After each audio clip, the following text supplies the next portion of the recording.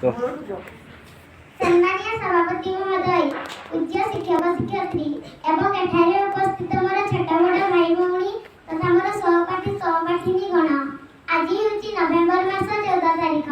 समग्र भारतवर्ष रे पालित होची भारतर प्रथम प्रधानमंत्री पंडित जवाहरलाल नेहरू का जयंती।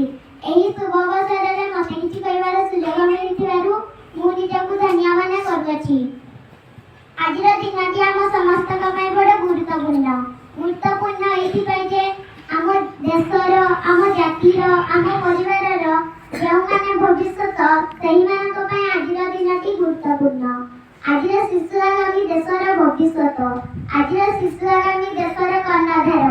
प्रथम शिशु मान जन्म आम घर पर बहुत खुशी आनी थाए। से जन्म आम समाज देश और परिवार पर एक नुआ दिशा आनी थाए। मनरे भरपूर आनंद और नुआ आशा संचार मध्य करि थाए। तेणु आमे शिशु मानकु केबे भी अणदेखा करिबा उचित नुहे।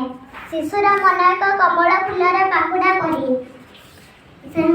शिशुर हृदय सेमानक कथारे सत्यता थाए।